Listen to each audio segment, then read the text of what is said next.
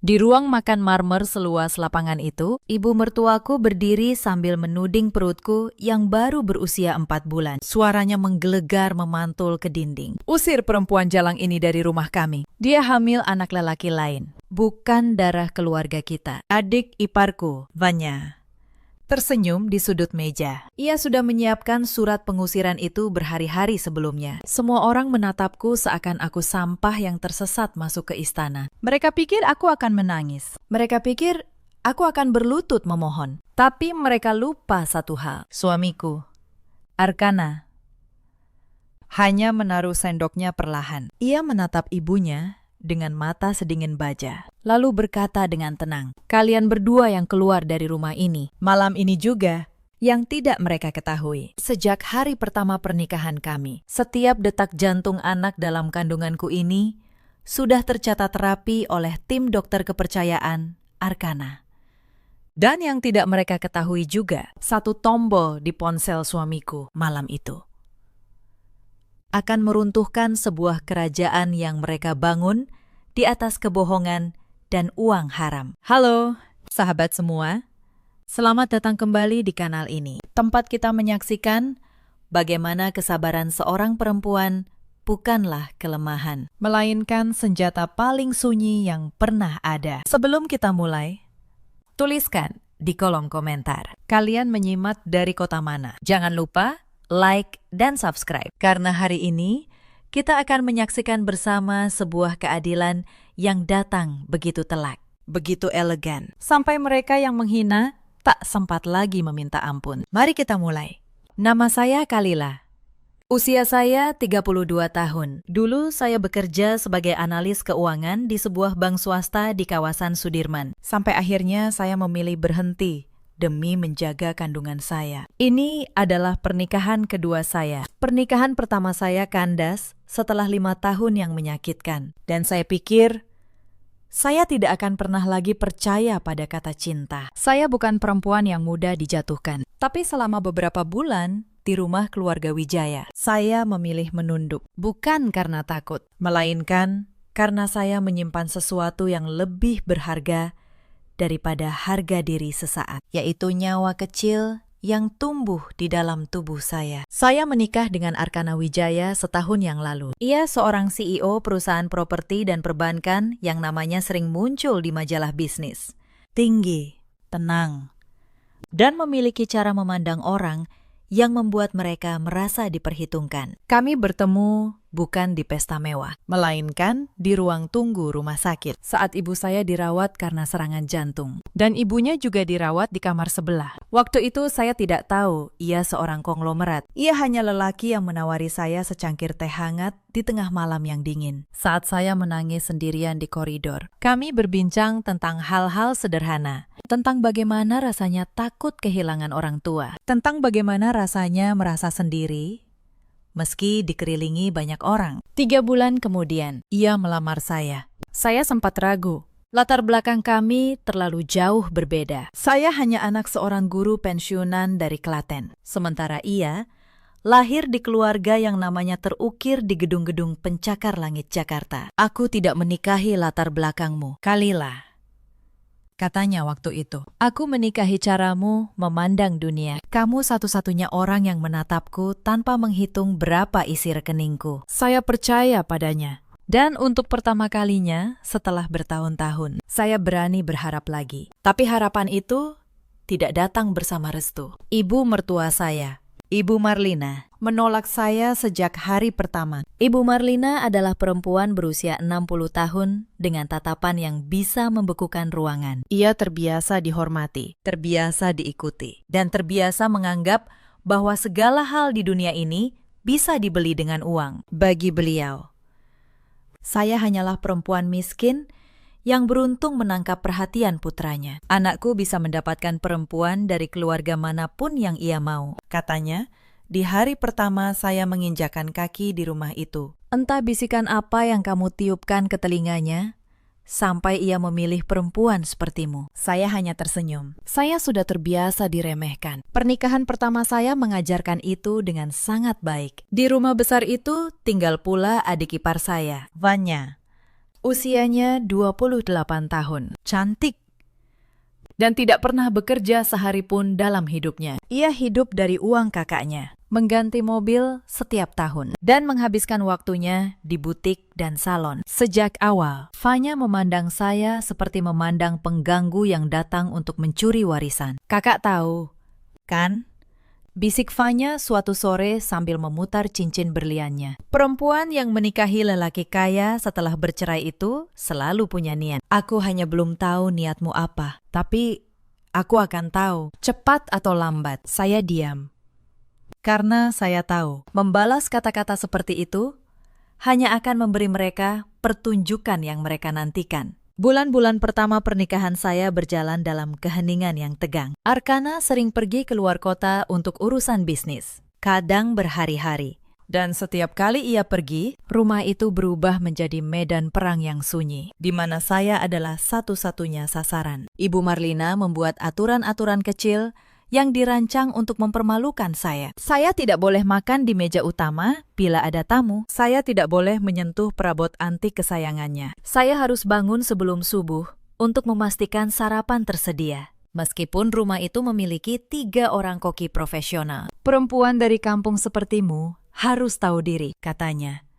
Di rumah ini, kamu bukan nyonya, kamu hanya menumpang nama. Saya menuruti semuanya, bukan karena saya lemah, tapi karena saya sedang menunggu kabar yang akan mengubah segalanya. Dan kabar itu datang pada suatu pagi di bulan ketiga pernikahan kami. Pagi itu, saya mual sejak subuh. Saya pikir saya hanya kelelahan. Tapi ketika mual itu terus berulang selama beberapa hari, sebuah dugaan tumbuh perlahan di dalam dada saya. Saya tidak berani berharap. Dokter di pernikahan pertama saya pernah mengatakan bahwa peluang saya untuk hamil sangat kecil. Kata-kata itu menjadi salah satu alasan mantan suami saya dan ibunya dulu menghina saya tanpa henti. Perempuan mandul, begitu mereka menyebut saya. Seolah nilai seorang perempuan hanya diukur dari rahimnya. Maka pagi itu, dengan tangan gemetar, saya menghubungi dokter pribadi keluarga secara diam-diam saat Arkana sedang berada di kantor. Saya tidak ingin membuatnya berharap terlalu tinggi bila ternyata saya salah. Dokter itu datang dengan senyum ramah. Ia memeriksa saya dengan teliti. Dan setelah beberapa saat yang terasa seperti selamanya, ia menatap saya dengan mata yang berbinar. Selamat, Bu Kalila, Anda hamil. Usia kandungan Anda baru beberapa minggu. Air mata saya langsung tumpah. Bukan air mata sedih, melainkan air mata syukur yang bertahun-tahun saya tahan. Saya mengusap perut saya yang masih rata. Dan untuk pertama kalinya, saya merasa bahwa hidup memberi saya kesempatan kedua yang sesungguhnya. Ketika Arkana pulang malam itu, dan saya memberitahunya, ia terdiam cukup lama. Lalu, ia memeluk saya sangat erat dan saya merasakan bahunya bergetar. Lelaki yang selalu tenang itu menangis di pelukan saya tanpa suara. Terima kasih, bisiknya.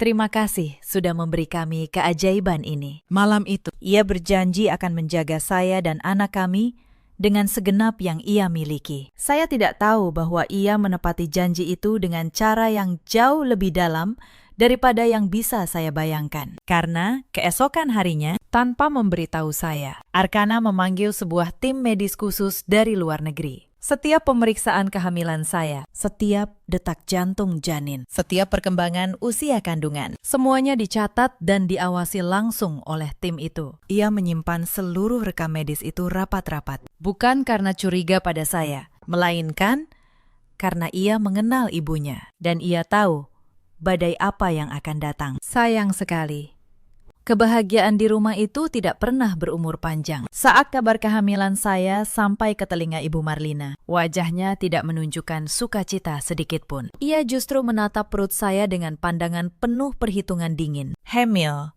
katanya pelan, lebih kepada dirinya sendiri. Jadi sekarang, kamu punya kartu untuk menguasai harta anakku. Sejak hari itu, sesuatu berubah.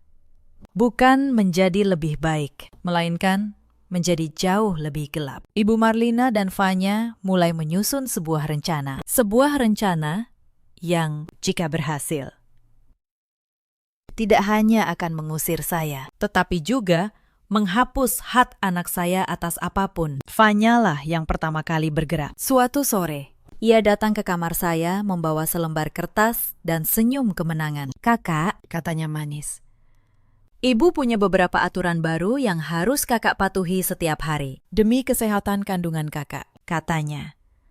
Ia membacakan aturan itu dengan nada mengejek. Saya harus bangun sebelum fajar. Saya harus memasak seluruh hidangan keluarga dengan tangan saya sendiri, meski ada koki. Saya harus membersihkan koleksi keramik antik Ibu Marlina, satu persatu. Dan saya dilarang keras memasuki ruang kerja dan ruang tamu utama. Aturan itu tidak masuk akal untuk perempuan hamil. Dan memang itulah tujuannya. Mereka ingin saya kelelahan. Mereka ingin saya menyerah.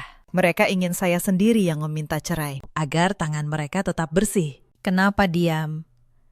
"Kak," Fanya memiringkan kepalanya. "Atau perlu kubacakan sekali lagi pelan-pelan?" Aku tahu orang kampung kadang lambat mengerti. Saya menatapnya. Saya tidak marah. Saya hanya merasa dingin. Karena di saat itu, saya menyadari sesuatu. Kebaikan seorang menantu di mata orang seperti mereka hanyalah kelemahan yang bisa dimanfaatkan. "Baik," jawab saya tenang. "Aku mengerti." Fanya tampak terkejut. Ia mengharapkan tangis, mengharapkan protes. Tapi ia tidak tahu. Ketenangan seorang perempuan yang sudah pernah kehilangan segalanya jauh lebih menakutkan daripada amarah. Malam itu, saya menceritakan semuanya pada Arkana lewat telepon, karena ia sedang berada di Surabaya. Saya menceritakannya dengan tenang, tanpa air mata. Ia mendengarkan dalam diam yang panjang. "Kalila," katanya akhirnya.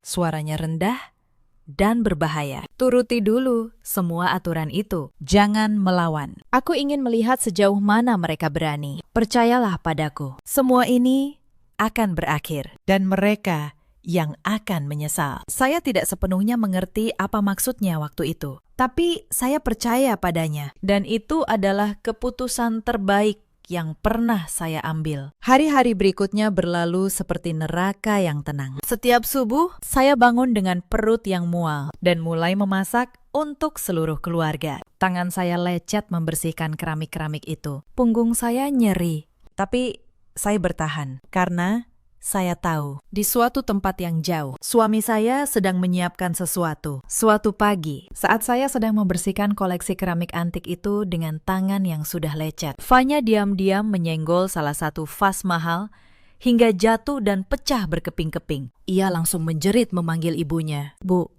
lihat. Kak Kalila memecahkan vas kesayangan ibu. Katanya sengaja karena dendam pada kita." Ibu Marlina datang dengan wajah merah padam. Tanpa bertanya, ia menampar keras nampan di tangan saya hingga terjatuh. "Vas itu harganya ratusan juta. Kamu pikir bisa menggantinya dengan gaji pelayanmu dulu? Dasar perempuan pembawa sial." Saya tahu itu bukan saya yang memecahkannya.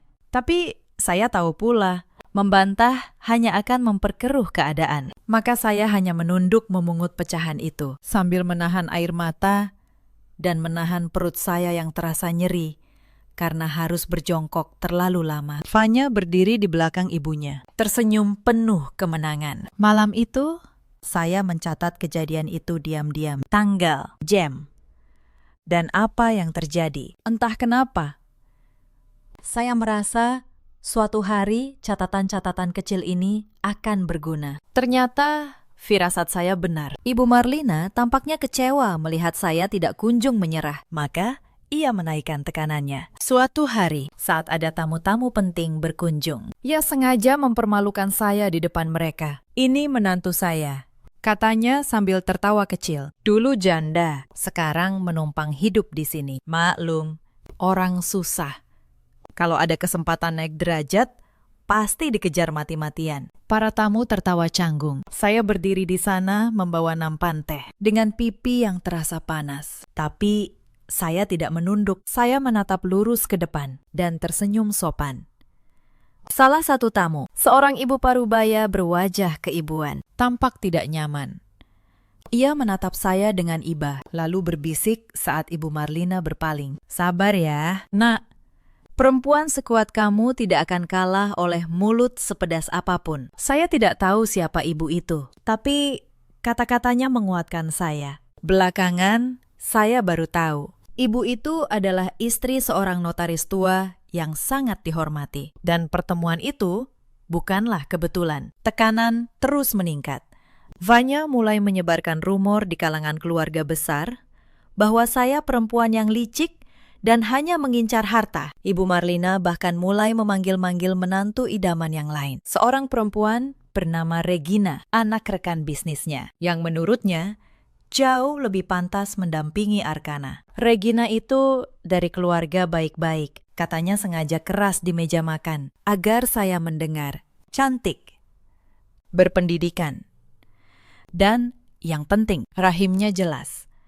Bukan seperti perempuan yang tiba-tiba hamil entah dari mana. Saya meletakkan sendok saya perlahan. Itu adalah pertama kalinya ia menyinggung kehamilan saya dengan nada seperti itu. Dan saya tahu, sebuah rencana yang jauh lebih keji sedang mereka susun. Malam itu, saya tidak tidur.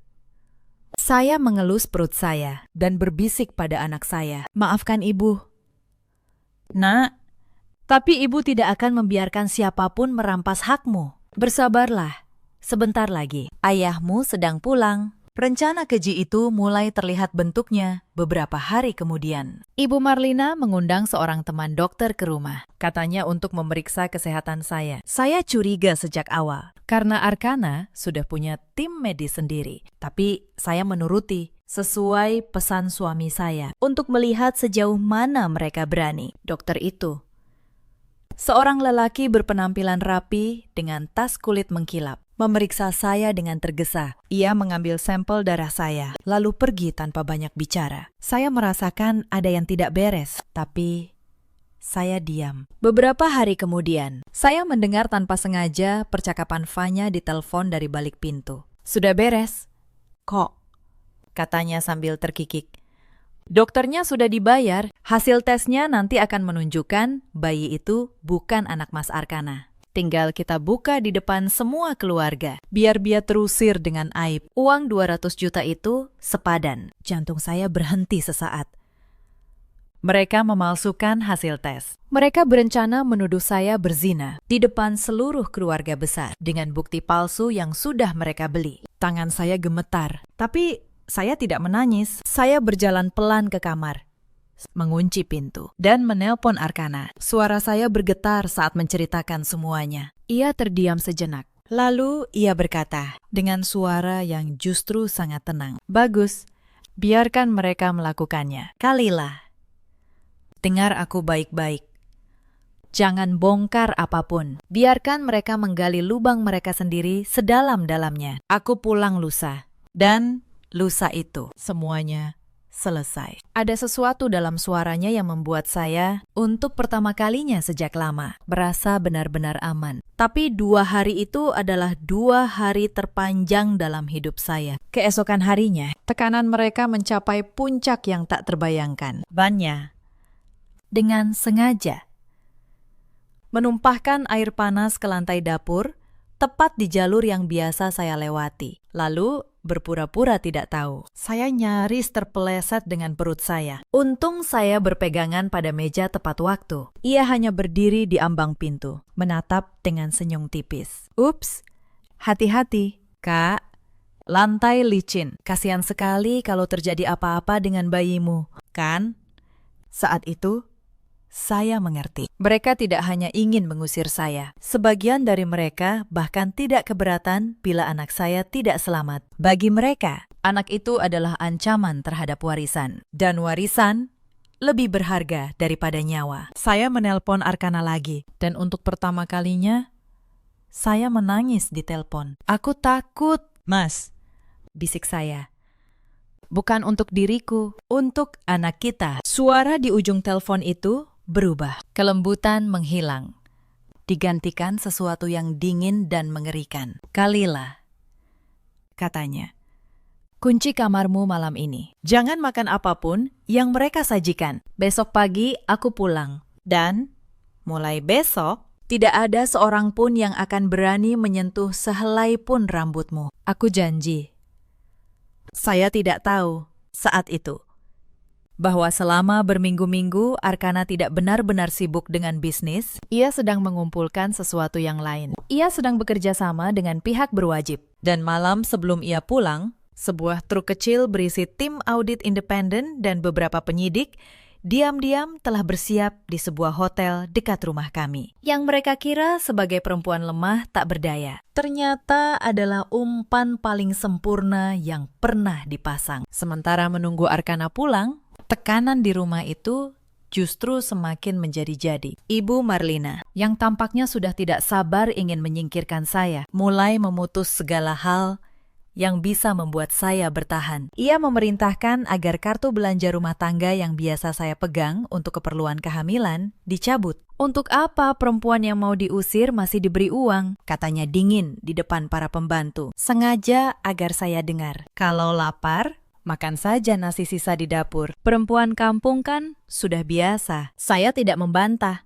Saya hanya menyimpan tabungan pribadi saya sendiri, sisa dari gaji saya dulu, yang tidak pernah mereka ketahui. Diam-diam, saya membeli vitamin kehamilan dan makanan bergizi dengan uang saya sendiri, dan menyembunyikannya di dalam kamar. Saya belajar dari masa lalu, bahwa seorang perempuan tidak boleh sepenuhnya bergantung pada belas kasihan orang lain. Lalu datang penghinaan yang paling menyakitkan. Ibu Marlina mengadakan acara arisan besar di rumah, mengundang para nyonya sosialita yang menjadi teman-temannya. Di tengah acara, saat semua sedang berkumpul, ia sengaja memanggil saya keluar untuk menyajikan minuman. Dan di depan puluhan tamu itu, ia mulai berbicara.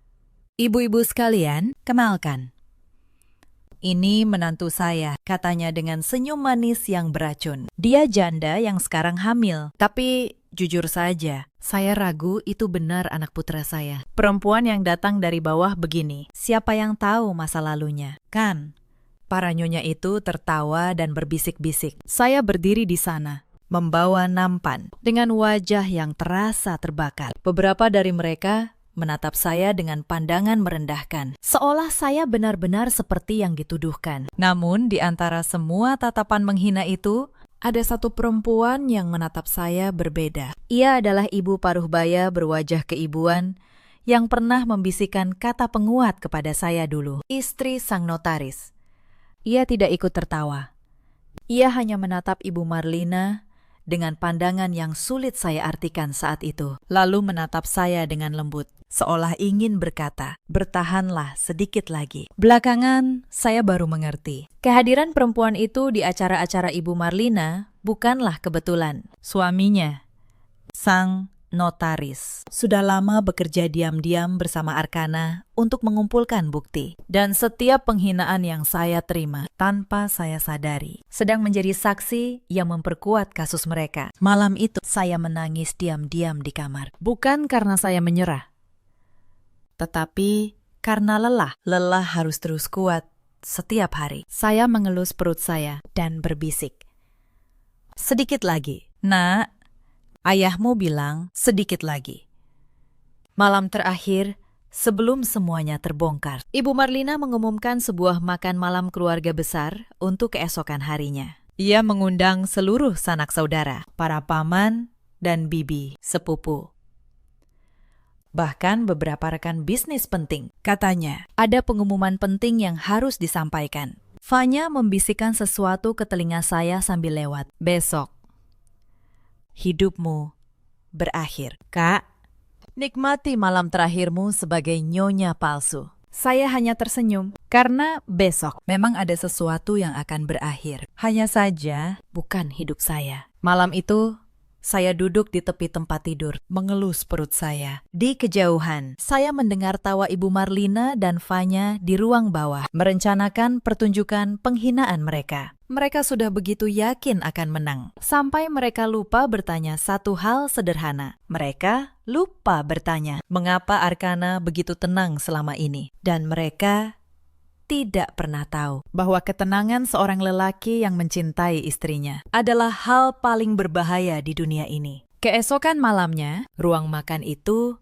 bercahaya terang. Meja panjang dari kayu jati mengkilap dipenuhi hidangan mewah. Rendang, opor, ikan bakar, dan berbagai masakan yang saya sendiri masak sejak subuh dengan tangan yang pegal. Seluruh keluarga besar hadir. Para paman berjas rapi, para bibi dengan perhiasan berkilau, dan di ujung meja, seorang perempuan muda cantik yang belakangan saya tahu bernama Regina, duduk anggun dengan senyum penuh kemenangan. Ibu Marlina duduk di kepala meja seperti seorang ratu. Fanya di sisinya, dengan map berisi surat-surat itu di pangkuannya. Dan saya, mereka tempatkan di ujung meja, seperti seorang terdakwa yang menunggu vonis. Arkana belum datang. Ia berpesan lewat pesan singkat bahwa ia akan sedikit terlambat karena macet. Ibu Marlina tersenyum puas mendengarnya. Ia pikir ketidakhadiran anaknya adalah kesempatan sempurna untuk menjatuhkan saya sebelum ia tiba. Setelah semua tamu menikmati hidangan, Ibu Marlina mengetuk gelasnya dengan sendok. Ruangan hening. "Terima kasih sudah datang," katanya dengan suara agung. "Malam ini saya mengundang kalian semua untuk menyaksikan sebuah kebenaran yang menyakitkan. Kebenaran tentang perempuan yang selama ini menyusup ke dalam keluarga kita." Semua mata menoleh ke arah saya. Saya duduk tegak, menatap lurus, dengan tangan yang tenang di atas perut saya. "Menantu saya ini," lanjut Ibu Marlina sambil menunjuk saya, "datang ke rumah ini sebagai janda. Dan tak lama setelah menikah, ia mengaku hamil. Tapi saya, sebagai seorang ibu, punya kewajiban melindungi darah keluarga saya. Maka, saya melakukan penyelidikan." Ia memberi isyarat kepada Fanya. Dengan penuh drama, Fanya berdiri, membuka mapnya, dan mengangkat selembar kertas tinggi-tinggi. "Ini hasil tes DNA," seru Fanya lantang. "Dan hasilnya menunjukkan bayi dalam kandungan perempuan ini bukan anak kakak saya. Dia hamil dengan lelaki lain. Dia perempuan jalang yang mencoba menipu keluarga kami demi harta." Ruangan meledak dalam kegaduhan. Para bibi menutup mulut. Para paman menggeleng-geleng. Regina, di ujung meja, tersenyum sinis ke arah saya. Ibu Marlina bangkit berdiri, menuding saya dengan jari yang gemetar oleh kemenangan. Suaranya menggelegar. "Usir perempuan jalang ini dari rumah kami. Dia hamil anak lelaki lain, bukan darah keluarga kita. Pergi kamu. Pergi sebelum saya seret keluar." Air mata hampir jatuh. Bukan karena saya percaya pada tuduhan itu, melainkan karena betapa kejamnya manusia bisa menjadi. Saya melihat ke sekeliling, mencari satu saja wajah yang membela saya. Tidak ada. Semua menunduk atau menatap saya dengan jijik. Bahkan tak seorang pun bertanya, apakah tuduhan itu benar? Saya berdiri perlahan. Semua menatap, mengira saya akan lari. Tapi saya menegakkan punggung, mengelus perut saya, dan berkata dengan suara yang tenang namun jernih memenuhi ruangan. "Sebelum kalian mengusir saya," kata saya, "izinkan saya bertanya satu hal. Berapa ibu membayar dokter itu untuk memasukkan hasil tes? 200 juta, bukan?"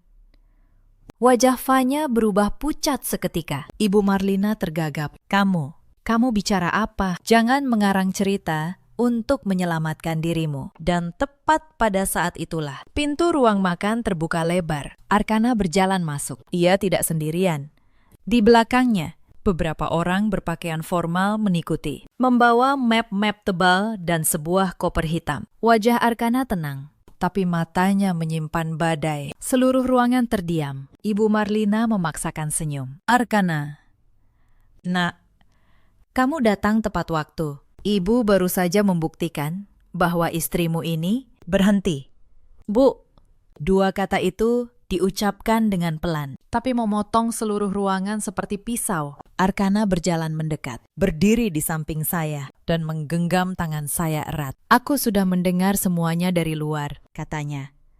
"Setiap kata, termasuk tuduhan kalian bahwa anakku bukan darahku." Ia menoleh ke arah salah satu orang yang datang bersamanya, seorang dokter perempuan berkacamata. Dokter itu maju, membuka mapnya, dan berbicara dengan tenang. "Nama saya Dr. Anindita, dari tim medis independen internasional. Sejak minggu pertama kehamilan Ibu Kalila, kami ditugaskan Bapak Arkana untuk memantau seluruh proses kehamilan ini. Setiap pemeriksaan, setiap tes DNA prenatal kami lakukan dengan protokol paling ketat, disaksikan notaris dan direkam. Dan hasilnya secara medis dan hukum. Sudah pasti, bayi yang dikandung Ibu Kalila adalah anak biologis Bapak Arkana Wijaya. Tidak ada keraguan sedikit pun. Ruangan itu seperti tersambar petir. Semua mata kini beralih dari saya ke arah Ibu Marlina dan Fanya, yang wajahnya memutih seperti kertas. Arkana mengangkat sesuatu di tangannya, selembar kertas lain. Sementara ini, katanya dingin.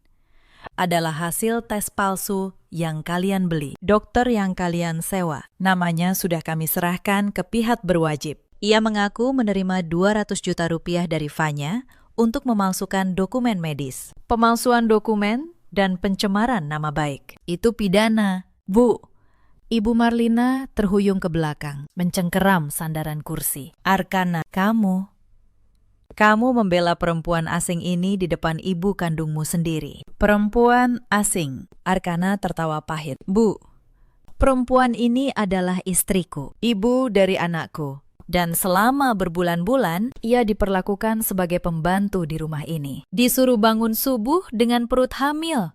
Dibiarkan nyaris terpeleset di lantai yang sengaja dibasahi. Dituduh berzina dengan bukti palsu. Sementara ibu memanggil-manggil perempuan lain untuk menggantikannya. Ia menoleh ke Regina, yang langsung menunduk dan mencoba menyingkir. Dan Anda, Nona Regina, Anda tahu Anda diundang ke rumah orang untuk menggantikan seorang istri yang sah. Sebaiknya Anda pergi sekarang, sebelum nama Anda ikut tercatat dalam laporan ini. Regina bangkit dengan wajah malu dan bergegas keluar tanpa menoleh lagi. Tapi Arkana belum selesai. Justru, bagian yang paling menghancurkan baru saja dimulai. Ia memberi isyarat kepada rombongan yang datang bersamanya. Seorang lelaki berjas gelap maju, memperkenalkan diri sebagai ketua tim audit independen selama 3 bulan terakhir. Kata lelaki itu, kami melakukan audit menyeluruh terhadap keuangan perusahaan keluarga Wijaya atas permintaan Bapak Arkana selaku pemegang saham mayoritas. Hasilnya, kami menemukan aliran dana yang sangat mencurigakan. Ia membuka laporan tebalnya. Selama bertahun-tahun telah terjadi penggelapan dana perusahaan yang totalnya mencapai miliaran rupiah. Dana itu dialirkan ke rekening-rekening pribadi melalui perusahaan fiktif. Dan setelah kami telusuri, 2 nama pemilik rekening itu adalah Ibu Marlina Wijaya dan Nona Fanya Wijaya. Kegemparan pecah di ruangan. Para paman dan bibi yang tadi menghina saya, kini menatap Ibu Marlina dengan mata terbelalak. Selama ini, lanjut auditor itu, Ibu Marlina menuduh menantunya sebagai pemburu harta. Padahal, orang yang benar-benar menguras kekayaan keluarga ini adalah ibu sendiri dan putri ibu. Ibu Marlina jatuh terduduk di kursinya. Bibirnya bergetar, tapi tak ada kata yang keluar. Fanya menggeleng-geleng. Air matanya mulai mengalir. Tidak mungkin. Mas Arkana, aku adikmu. Kamu adikku, kata Arkana pelan.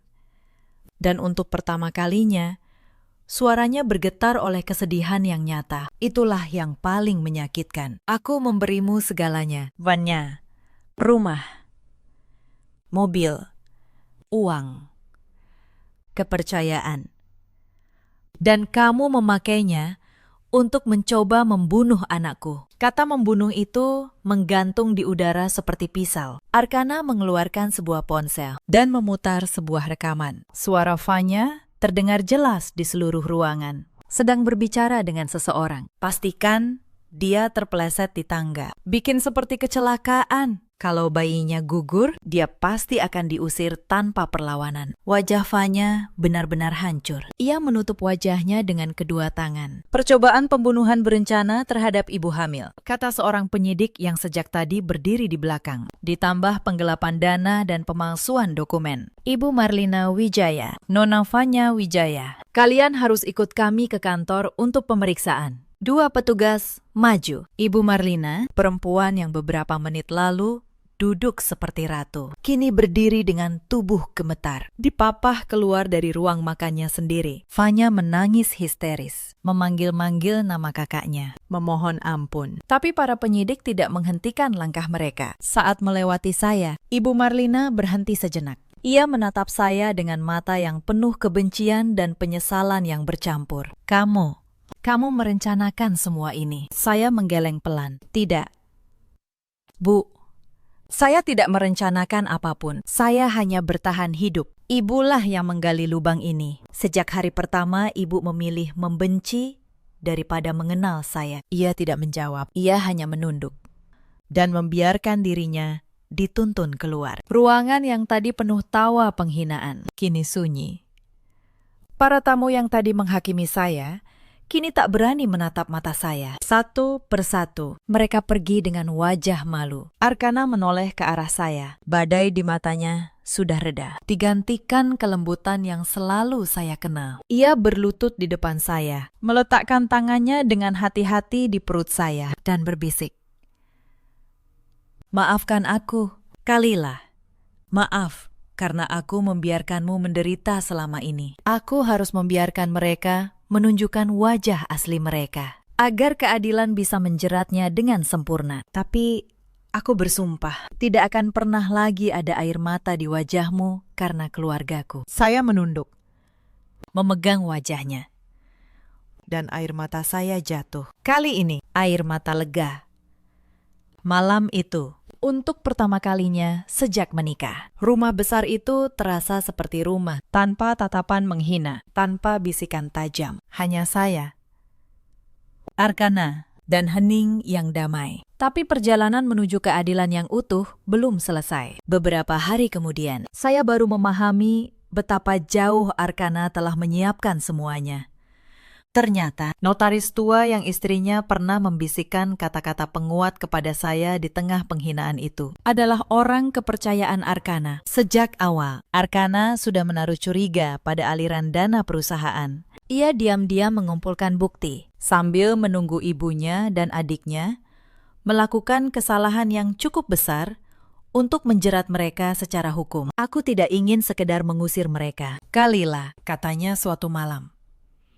Kalau aku hanya mengusir mereka, mereka akan kembali. Mereka akan mencari cara lain untuk menyakitimu, menyakiti anak kita. Aku harus memastikan keadilan menutup semua pintu itu secara sah, secara hukum, tanpa aku harus mengotori tanganku sendiri. Saya menatapnya lama. Kamu menahan diri selama berbulan-bulan, melihat aku dihina, demi memastikan mereka tidak lolos. Ia mengangguk. Matanya berkaca. Itu keputusan tersulit dalam hidupku. Setiap malam aku ingin pulang dan menyeret mereka keluar. Tapi aku tahu, kalau aku bertindak terlalu cepat, hukum tidak akan bisa menyentuh mereka. Dan kamu tetap tidak akan pernah aman. Maafkan aku. Saya menggenggam tangannya. Saya mengerti. Kadang, cinta yang paling dalam justru terlihat seperti kesabaran yang menyakitkan. Proses hukum berjalan berbulan-bulan, dan selama itu, sesuatu di dalam diri saya juga sedang bergulat. Sejak kecil, saya dibesarkan dengan ajaran bahwa seorang menantu harus sabar, harus menghormati mertua, apapun yang terjadi, bahwa melawan mertua adalah aib, adalah dosa, adalah tanda perempuan yang tidak tahu diri. Berkali-kali di tengah penghinaan, saya bertanya pada diri sendiri, apakah saya durhaka bila membela diri? Apakah saya berdosa bila melindungi anak saya dari orang yang seharusnya menyayanginya? Pertanyaan itu menghantui saya, bahkan setelah kebenaran terungkap. Sampai suatu hari, ibu saya sendiri yang datang menjenguk dari Klaten, memegang tangan saya dan berkata, "Nak, sabar itu bukan berarti membiarkan kezaliman. Menghormati orang tua itu benar, tapi tidak ada ajaran manapun yang menyuruhmu diam saat nyawa anakmu terancam. Membela anakmu bukan durhaka. Itu justru tugas paling suci seorang ibu." Kata-kata itu melepaskan sebuah beban yang bertahun-tahun mengikat dada saya. Saya menyadari selama ini, orang-orang seperti Ibu Marlina justru memakai kata-kata suci seperti hormat, sabar, dan keluarga sebagai rantai untuk memenjarakan perempuan-perempuan yang tidak berdaya. Mereka membengkokkan makna kebaikan menjadi alat penindasan. Dan saya bersumpah, anak saya tidak akan pernah tumbuh dalam penjara seperti itu. Persidangan akhirnya digelar. Ruang pengadilan penuh sesat. Jaksa membeberkan bukti demi bukti dengan terperinci. Laporan audit independen yang menunjukkan aliran dana miliaran rupiah yang digelapkan Ibu Marlina dan Fanya selama bertahun-tahun. Rekaman percakapan yang membuktikan rencana mereka mencelakai saya. Pengakuan dokter yang mereka bayar untuk memalsukan hasil tes. Bahkan pengakuan seorang lelaki suruhan yang telah lebih dulu ditangkap, yang mengaku dibayar Fanya untuk membuat kecelakaan bagi saya. Satu persatu. Kebohongan yang mereka bangun bertahun-tahun runtuh di ruang sidang itu. Di depan mata semua orang. Ibu Marlina, yang dulu duduk seperti ratu, kini duduk di kursi terdakwa dengan tubuh yang menua dalam semalam. Fanya menangis sepanjang persidangan, tapi air matanya tak lagi bisa menggerakkan siapapun. Keadilan bekerja dengan teliti, dingin, dan tak terbantahkan. Vonis akhirnya dijatuhkan.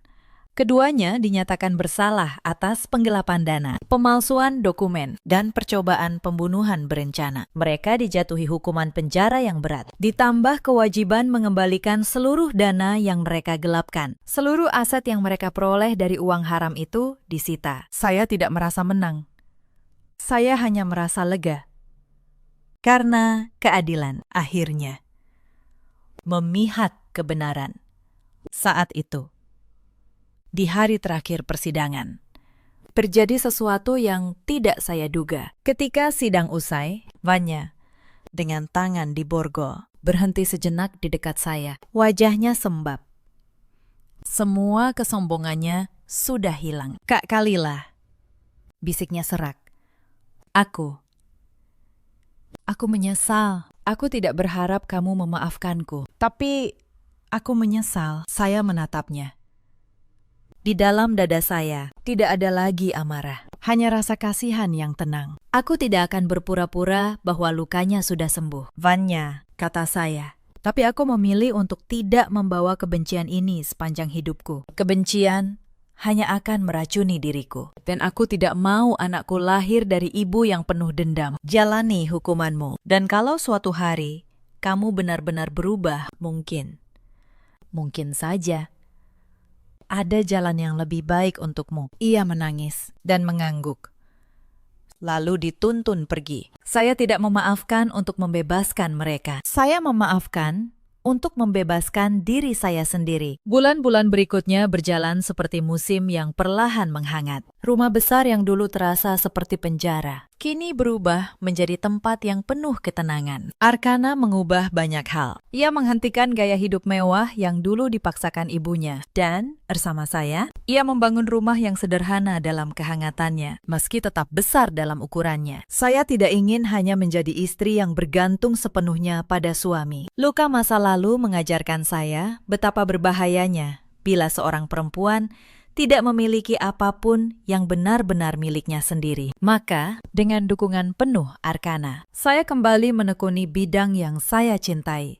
Dengan tabungan saya sendiri, ditambah keahlian keuangan yang saya asah bertahun-tahun, saya mulai membangun sebuah usaha kecil. Sebuah lembaga konsultasi keuangan yang membantu para perempuan, terutama ibu rumah tangga dan janda, untuk mandiri secara ekonomi. Saya tahu betul bagaimana rasanya menjadi perempuan yang diremehkan karena tidak punya penghasilan sendiri. Dan saya ingin membantu perempuan lain agar tidak pernah merasa terjebak seperti saya dulu. Usaha itu, di luar dugaan saya, tumbuh pesat.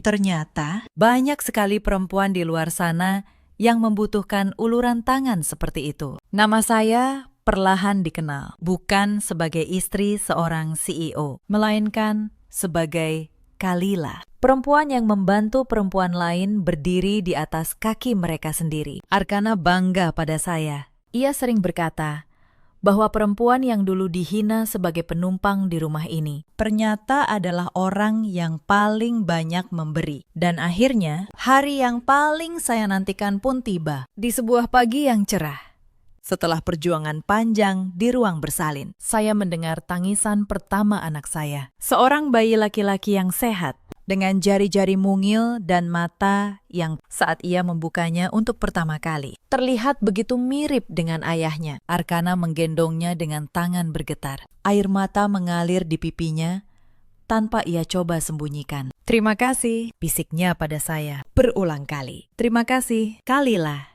Terima kasih untuk semuanya. Kami menamainya Raga, sebuah nama yang berarti tubuh, jiwa, dan kekuatan.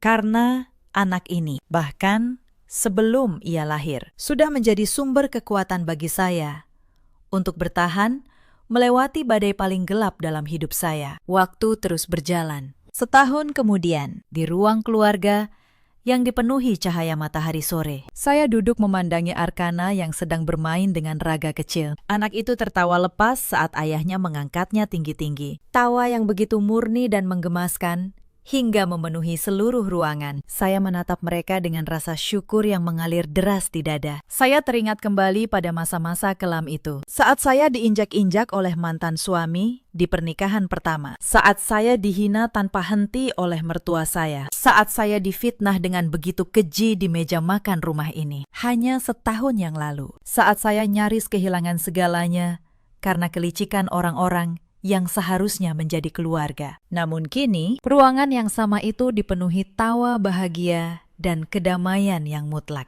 Kedamaian yang tidak bisa dibeli dengan kekayaan sebanyak apapun. Keadilan.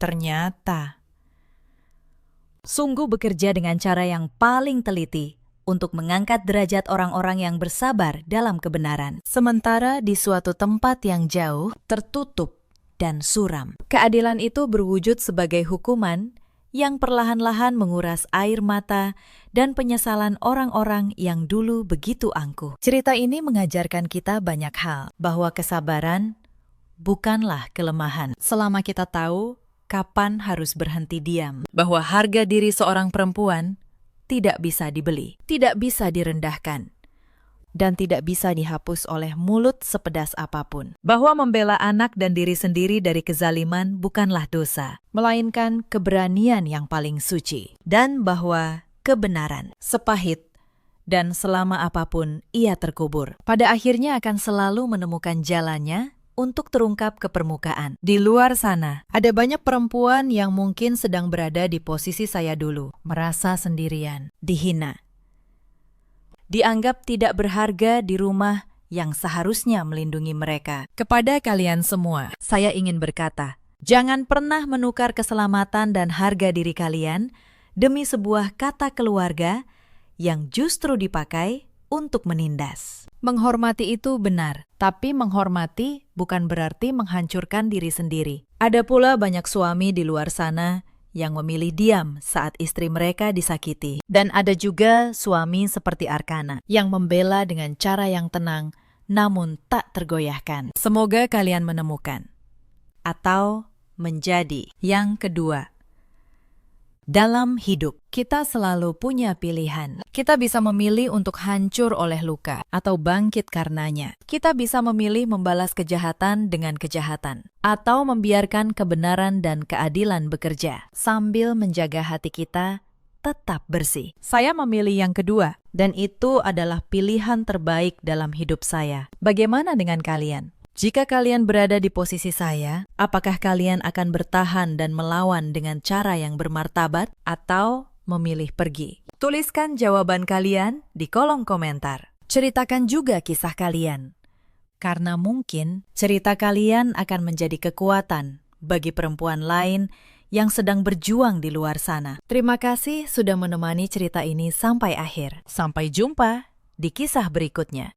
Mertuaku memukul tulang kakiku sampai patah, dan suamiku menyebutnya hukuman. 3 hari kemudian, mereka datang ke rumah sakit untuk menertawakanku. Tapi ranjangku kosong. Aku sudah pergi, dan ketika mereka pulang malam itu, membuka pintu rumah megah keluarga Hartono. Mereka membeku di ambang pintu, karena di atas meja sudah tergeletak sebuah surat dari pengadilan. Halo, sahabat.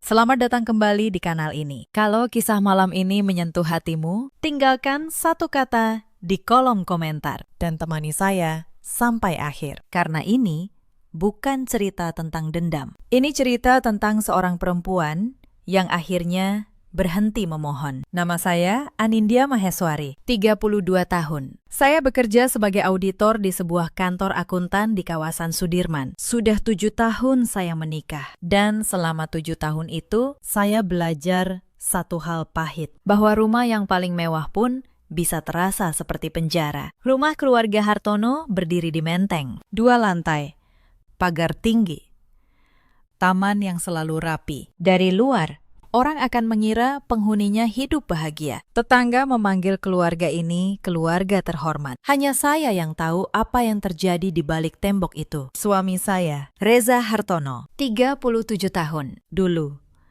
di tahun pertama, dia pria yang lembut. Dia berjanji akan menjaga saya. Saya percaya, saya menyerahkan seluruh hidup saya pada janji itu. Ibu mertua saya, Bu Sukarni, 60 tahun. Perempuan dengan punggung yang selalu tegak dan mata yang selalu menghakimi. Di rumah itu, kata-katanya adalah hukum. Tidak ada yang berani membantah. Lalu ada Wulan, adik ipar saya, 29 tahun. Manis di depan orang lain, tajam di belakang. Wulan adalah anak kesayangan. Apapun yang dia mau, dia dapat. Ayah mertua saya sudah lama tiada, dan sejak kepergiannya, Bu Sukarni memegang seluruh kendali, termasuk, katanya, kendali atas hidup saya. Yang mereka tahu tentang saya hanyalah satu hal, bahwa saya menantu yang harus patuh. Mereka tidak pernah benar-benar peduli pada pekerjaan saya. Bagi mereka, jabatan auditor saya hanyalah hiasan, sumber gaji yang bisa mereka atur. Mereka tidak tahu bahwa selama 7 tahun, pekerjaan saya adalah membaca dokumen yang orang lain ingin sembunyikan, menemukan angka yang tidak cocok, mengikuti jejak uang yang berusaha menghilang. Mereka tidak tahu bahwa di balik perempuan pendiam yang selalu menunduk itu, ada seseorang yang terlatih untuk melihat kebohongan dalam selembar kertas. Itulah kesalahan terbesar mereka. Mereka meremehkan saya, sampai hari ketika keremehan itu berbalik menjadi senjata yang menghancurkan mereka. Saya punya satu rahasia kecil yang tidak pernah saya ceritakan pada mereka, tentang ayah saya sendiri, yang juga sudah meninggal 2 tahun lalu. Tapi malam itu, saat tulang saya patah di lantai dapur, saya belum tahu bahwa rahasia itulah yang akan mengubah segalanya. Saya berasal dari keluarga sederhana di Bintaro. Ayah saya, namanya Pak Maheswara, seorang pengusaha kecil yang jujur. Dia tidak kaya raya, tapi dia punya prinsip dan dia punya teman-teman yang setia. Saya bertemu Reza 7 tahun lalu di sebuah seminar keuangan. Dia tampan, sopan, dan pandai bicara. Dia mengejar saya selama berbulan-bulan. Ayah saya sebenarnya ragu sejak awal. Dia bilang, "Duk, lihat dulu keluarganya. Pohon yang baik tidak menghasilkan buah yang busuk." Tapi saya jatuh cinta. Saya tidak mendengarkan. Pernikahan kami megah. Keluarga Hartono memamerkannya ke seluruh menteng. Tapi di malam pertama saya tinggal di rumah itu, Bu Sukarni memanggil saya ke ruang tengah. Dia menatap saya dari atas ke bawah. "Di rumah ini ada aturan," katanya dingin. "Kamu sekarang Hartono. Lupakan asalmu yang kampungan itu." Saya hanya tersenyum waktu itu. Saya pikir mungkin beliau hanya tegas. Saya pikir dengan waktu beliau akan menyayangi saya. Saya salah. Tahun-tahun berikutnya adalah serangkaian penghinaan kecil yang menumpuk. Masakan saya selalu salah. Cara saya berpakaian selalu kurang. Ketika saya tidak kunjung hamil, saya disebut perempuan mandul. Saya menelan semuanya. Saya pikir kalau saya cukup sabar, suatu hari akan berubah. Reza yang dulu lembut, perlahan berubah menjadi bayangan ibunya. Dia berhenti membela saya. Lalu dia mulai ikut menyalahkan saya. Setiap kali ada masalah, kalimatnya selalu sama. "Mama benar. Kamu yang harus mengalah." Ada satu malam yang tidak akan pernah saya lupakan. Malam ulang tahun pernikahan kami yang kelima. Saya memasak sepanjang hari. Saya membersihkan rumah sampai berkilau. Saya membeli kue, memasang lilin. Berharap malam itu kami bisa kembali seperti dulu. Tetapi yang datang justru seluruh keluarga besar Hartono. Tante, om, sepupu, Semuanya. Di tengah makan malam, Bu Sukarni mengetuk gelasnya. Semua diam. Saya pikir beliau akan mengucapkan selamat. Saya mau bicara, katanya. Sudah 5 tahun Reza menikah. Dan sampai sekarang belum ada cucu. Kalian semua tahu artinya apa. Pohon yang tidak berbuah. Untuk apa dipelihara? Tawa kecil terdengar di meja. Wajah saya terbakar. Saya menundukkan kepala dalam-dalam, menatap piring saya. Sementara air mata menetes diam-diam ke atas nasi yang sudah dingin. Saya melirik Reza. Berharap dia membela saya. Dia hanya sibuk dengan ponselnya. Malam itu, di kamar. Saya menangis sampai pagi, dan Reza tidur membelakangi saya. Seolah tidak terjadi apa-apa. Saya menelan semua itu juga. Saya pikir mungkin memang salah saya. Itulah yang dilakukan penghinaan bertahun-tahun pada seseorang. Ia membuatmu percaya bahwa kamu memang pantas dihina, yang tidak saya sadari saat itu. Ada alasan di balik semua ini. Sebuah alasan yang berhubungan dengan uang. Tetapi saya baru memahaminya nanti, jauh kemudian. Tahun ke-7, tekanan di rumah itu berubah menjadi sesuatu yang lebih sistematis. Bukan lagi sekadar kata-kata. Pertama, Bu Sukarni mulai mengatur keuangan rumah tangga kami. Gaji saya, katanya, harus diserahkan ke kas keluarga. Biar saya yang atur. Kamu tidak pandai mengelola uang, ujarnya. Saya menolak halus. Sejak itu, perlakuannya semakin keras. Lalu, Wulan, adik ipar saya, pindah masuk ke rumah Menteng dengan alasan baru bercerai. Dan sejak Wulan datang, segalanya memburuk. Berdua dengan ibunya. Mereka seperti dua orang yang sedang menyusun sesuatu. Mereka sering berbisik dan berhenti bicara begitu saya lewat. Beberapa kali saya memergoki mereka membongkar lemari arsip almarhum ayah mertua. Mencari-cari entah apa. Saat itu saya tidak mengerti apa yang mereka cari. Sekarang saya tahu. Mereka sedang mencari sertifikat rumah. Sertifikat yang sudah lama tidak ada di tangan mereka. Suatu sore, saya pulang kerja dan mendapati kunci kamar arsip diganti. Saat saya bertanya, Bu Sukarni hanya berkata dingin, "Bukan urusan menantu." Ada satu kejadian lagi, seminggu sebelum kaki saya patah, yang seharusnya menjadi peringatan bagi saya. Hari itu, ibu kandung saya, yang sudah renta dan tinggal sendiri di Bintaro, datang berkunjung. Beliau membawa rantang berisi masakan kesukaan saya. Beliau hanya ingin melihat anaknya. Tetapi Bu Sukarni menyambutnya dengan dingin di pintu. "Maaf," kata Bu Sukarni, tanpa mempersilakan masuk. "Kami sedang sibuk. Lain kali, telepon dulu sebelum datang. Kami bukan keluarga kampung yang bisa didatangi sembarangan." Ibu saya berdiri di teras, memegang rantangnya. Dengan wajah yang berusaha tersenyum menahan malu. Saya melihat semuanya dari jendela, dan saya tidak diizinkan keluar untuk menemui ibu saya sendiri. Malam itu, saya menelpon ibu, meminta maaf berkali-kali. Beliau hanya berkata, "Tidak apa-apa, Dek.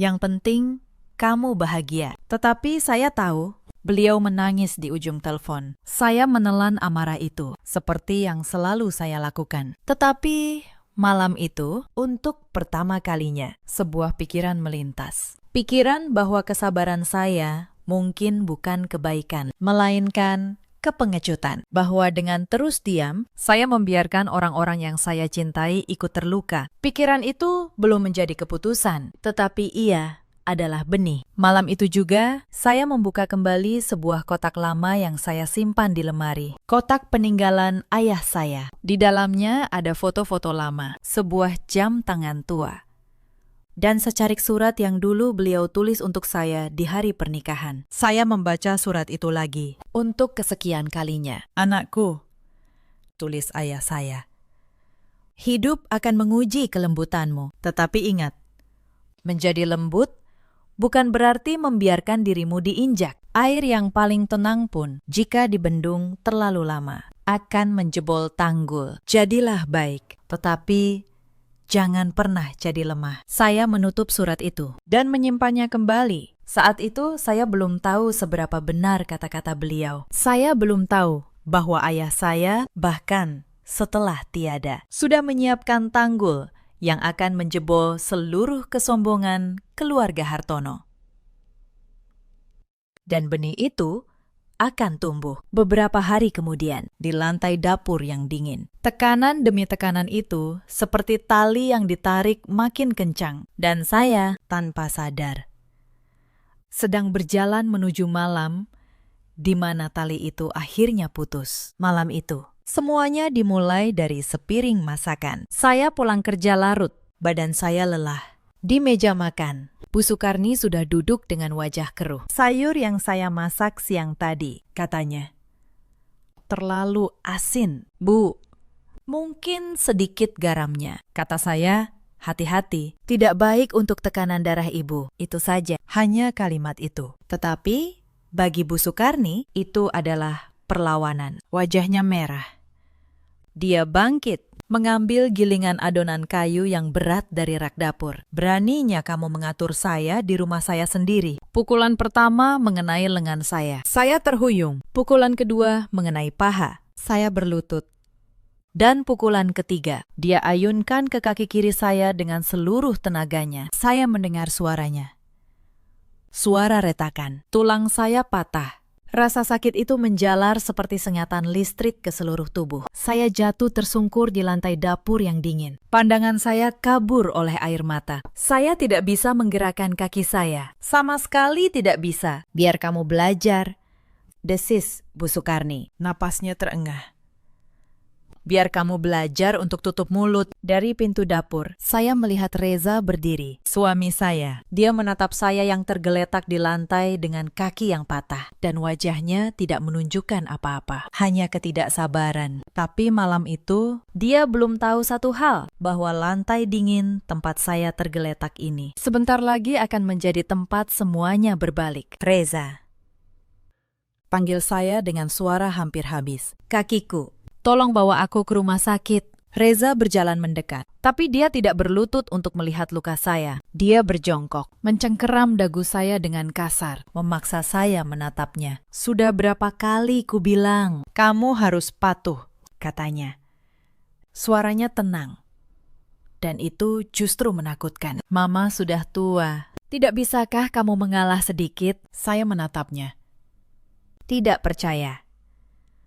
Aku cuma bilang masakannya asin. Za masih berani melawan. Gilingan kayu di tangan Bu Sukarni terangkat lagi. Reza mengangkat tangannya, menghentikan ibunya. Untuk sesaat, saya pikir dia akan membela saya. Tetapi kalimat berikutnya menjatuhkan saya ke jurang yang paling dingin. Bu, sudah cukup. Kakinya sudah patah. Ini cukup jadi pelajaran untuknya. Dia melepaskan dagu saya. Lalu dia membersihkan tangannya di celananya. Seolah baru saja menyentuh sesuatu yang kotor. Biarkan saja dia di lantai. Besok pagi kita bawa ke rumah sakit. Besok pagi kaki saya sudah bengkak parah. Setiap detak jantung membawa gelombang sakit yang baru. Za, jangan. Saya memohon. Memegang ujung celananya. Harus sekarang. Kumohon. Dia menyingkirkan tangan saya dengan mudah. Tenang saja. Kamu tidak akan mati. Ini hukuman karena tidak penurut. Ingat baik-baik. Lalu dia berbalik, merangkul bahu ibunya, dan berjalan menuju ruang keluarga, meninggalkan saya sendirian di lantai dapur. Tengah malam, saya mendengar langkah kaki pelan Mbak Asih, pembantu rumah tangga yang sudah lama bekerja di rumah itu, mengendap-endap masuk ke dapur. Dia membawa selembar selimut tipis dan segelas air. Bu, bisiknya. Suaranya bergetar ketakutan. Saya tidak berani membawa ibu ke rumah sakit. Bu Sukarni mengunci pintu depan dan menyimpan kuncinya. Tapi setidaknya minum dulu. Bu, air mata saya jatuh lagi. Bukan karena sakit, tetapi karena di rumah dengan begitu banyak orang yang seharusnya menyayangi saya. Satu-satunya yang menunjukkan belas kasih, justru seorang pembantu yang ketakutan. Mbak Asih, bisik saya. Terima kasih, tapi tolong jangan sampai ibu tahu. Nanti mbak yang celaka, dia mengangguk. Menyelimuti saya, lalu mengendap pergi. Sebelum hilang di kegelapan, dia berhenti sejenak. Bu, katanya pelan, ibu orang baik. Tuhan tidak tidur. Suatu hari, mereka akan menanggung semuanya. Kata-kata sederhana itu menginap di hati saya sepanjang malam. Lampu dapur dimatikan. Gelap. Saya berbaring di sana sepanjang malam dengan tulang yang patah dan hati yang jauh lebih hancur. Tetapi di tengah rasa sakit itu, sesuatu di dalam diri saya justru menjadi sangat tenang, sangat dingin. Untuk pertama kalinya dalam 7 tahun, saya berhenti menangis. Dan saya mulai berpikir, pagi harinya mereka mengantar saya ke rumah sakit. Bukan karena kasihan, tetapi karena tetangga mulai bertanya, kenapa saya tidak terlihat di mobil. Tidak ada yang bicara.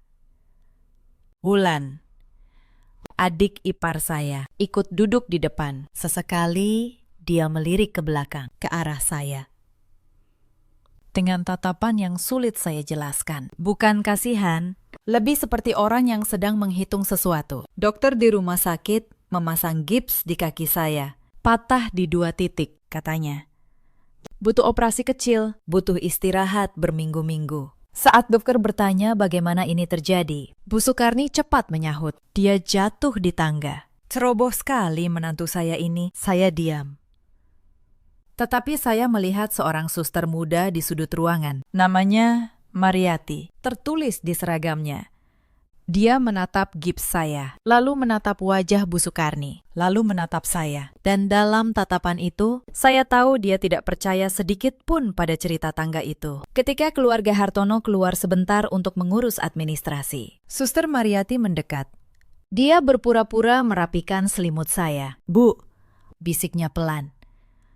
Luka seperti ini bukan karena jatuh dari tangga. Saya sudah lama bekerja di sini. Saya tahu bedanya. Saya menatap matanya. Mata yang hangat. Sudah lama sekali tidak ada orang yang menatap saya dengan cara seperti itu. Kalau ibu butuh bantuan, lanjutnya. Saya bisa minta dokter membuat catatan medis yang lengkap. Visum. Itu hak ibu. Saya menatap Suster Mariati lama, di rumah yang penuh orang yang membenci saya. Perempuan asing berseragam putih ini justru menawarkan tangan. Kenapa suster mau menolong saya? Tanya saya pelan. Dia tersenyum getir. Dulu, kakak saya juga begitu, Bu. Dipukuli suaminya bertahun-tahun. Kami semua menyuruhnya bersabar demi anak, demi keluarga. Sampai suatu hari, sudah terlambat. Matanya berkaca-kaca. Saya tidak mau melihat itu terjadi lagi. Tidak kalau saya bisa menolong. Saya menggenggam tangannya. Dan di saat itu, saya tahu. Saya tidak lagi sendirian. Visum. Kata itu menggantung di udara. Saya belum menjawab. Tetapi di dalam kepala saya, sebuah rencana mulai terbentuk perlahan. Seperti embun yang mengeras menjadi es. Mereka tidak tahu bahwa mereka baru saja memberi saya hal yang paling saya butuhkan, waktu dan jarak. Hari kedua di rumah sakit, mereka datang lagi. Kali ini bukan untuk menengok. Bu Sukarni masuk lebih dulu, diikuti Wulan yang membawa map coklat. Reza berdiri di belakang, bersandar di pintu, memainkan ponselnya seolah ini bukan urusannya. Anin, kata Wulan dengan senyum manis yang dibuat-buat. Ada beberapa dokumen keluarga yang harus kamu tanda tangani. Soal pajak rumah, kakak ipar kan auditor, pasti paham beginian. Dia meletakkan map itu di pangkuan saya. Saya membukanya, tetapi begitu mata saya menyentuh baris pertama, jantung saya berhenti sejenak. Ini bukan dokumen pajak, ini surat hibah. Sebuah surat pernyataan yang isinya menyerahkan seluruh hak saya atas harta bersama pernikahan. Dan di paragraf bawah, ada satu klausul yang membuat tangan saya dingin. Sebuah pelepasan hak atas seluruh properti yang tercatat atas nama keluarga, termasuk rumah di Menteng. Sebagai auditor, saya membaca dokumen seperti orang lain membaca napas. Dan dokumen ini berbau busuk. Kenapa mereka begitu peduli pada surat pelepasan hak rumah? Justru di saat saya tidak berdaya di ranjang rumah sakit. Kenapa harus sekarang? Harus cepat. Harus saat saya kesakitan. Tanda tangani saja, kata Bu Sukarni. Suaranya datar. Biar urusan keluarga beres. Saya baca dulu. Bu, kata saya pelan. Wajah Bu Sukarni mengeras. Tidak ada yang perlu dibaca. Kamu cuma menantu. Tanda tangan. Saya menatap surat itu. Lalu saya menatap mereka bertiga. Dan untuk pertama kalinya, saya melihat sesuatu yang sebelumnya tidak pernah saya perhatikan. Saya melihat ketakutan di balik kemarahan mereka. Mereka takut pada kertas ini. Mereka butuh tanda tangan saya. Seperti orang tenggelam, butuh udara. Dan saat itulah, saya mengerti. Rumah ini, harta ini, ada sesuatu yang mereka sembunyikan. Sesuatu yang membuat mereka rela mematahkan kaki saya. Tapi tetap memohon tanda tangan saya. Saya pusing, kata saya. Menutup map itu. Obat bius belum hilang. Besok saya tanda tangani. Mereka tidak suka, tapi mereka pergi. Dan begitu pintu tertutup, saya meraih ponsel saya. Ada satu nomor yang sudah lama tidak saya hubungi. Nomor Pak Subarjo. Beliau notaris tua, sahabat almarhum ayah saya sejak puluhan tahun lalu. Ketika ayah meninggal 2 tahun lalu, beliaulah yang mengurus semua surat-surat. Dan beliau pernah berkata, "Dek, kalau suatu hari kamu butuh, datang ke saya. Ayahmu menitipkan sesuatu." Waktu itu saya tidak mengerti. Saya terlalu berduka untuk bertanya. Tetapi malam itu, di ranjang rumah sakit dengan kaki digips, saya menelpon beliau. "Anindya." Suara Pak Subarjo terdengar terkejut, lalu hangat. "Akhirnya, kamu menelpon." "Dek." Saya menceritakan semuanya. Tentang kaki saya, tentang surat hibah, tentang rumah di Menteng yang mereka begitu ingin saya lepaskan haknya. Pak Subarjo terdiam lama. Sangat lama. Lalu beliau bertanya dengan suara yang berbeda, suara yang serius. "Anin, dengar saya baik-baik. Rumah yang kamu tinggali di Menteng itu, kamu tahu siapa pemilik aslinya? Keluarga Hartono, mertua saya."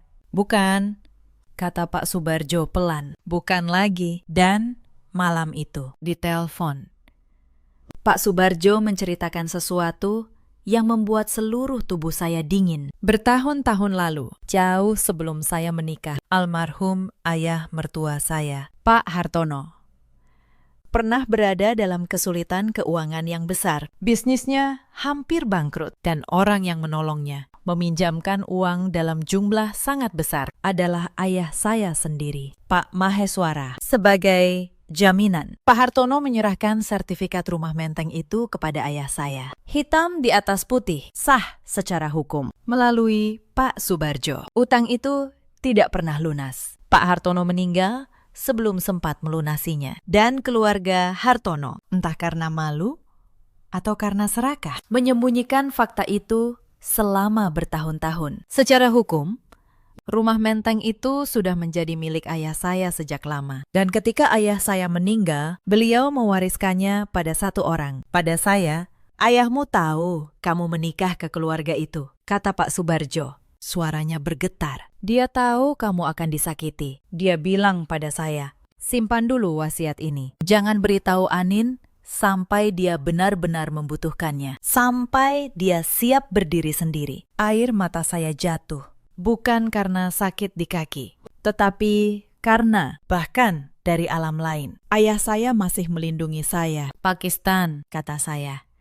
Suara saya akhirnya tenang. "Saya siap sekarang." Pantas saja mereka panik. Pantas saja mereka memaksa saya menandatangani surat hibah secepat itu. Karena di suatu tempat, keluarga Hartono pasti sudah mulai mengendus bahwa tanah di bawah kaki mereka bukan lagi milik mereka. Setelah panggilan dengan Pak Subarjo malam itu, saya tidak bisa tidur. Bukan karena takut, tetapi karena untuk pertama kalinya dalam bertahun-tahun, saya punya harapan. Dan harapan ternyata jauh lebih tajam daripada rasa sakit. Pagi-pagi sekali, sebelum jam besuk, Pak Subarjo datang ke rumah sakit. Beliau tua, rambutnya sudah putih, tetapi langkahnya masih tegap. Begitu melihat saya terbaring dengan kaki digips, mata beliau berkaca-kaca. "Maafkan saya, Dok," katanya, menggenggam tangan saya. "Seharusnya saya datang lebih cepat. Ayahmu pasti menangis melihat ini." Saya menggeleng. "Bapak datang di waktu yang tepat."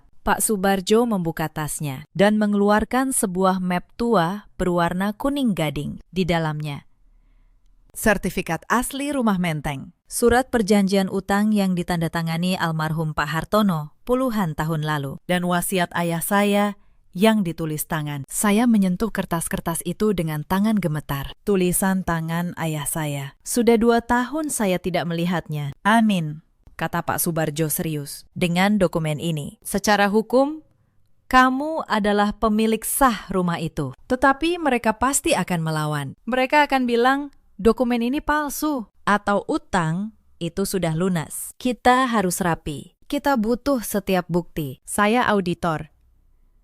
Pakistan, kata saya pelan. Mengumpulkan bukti adalah pekerjaan saya. Beliau tersenyum.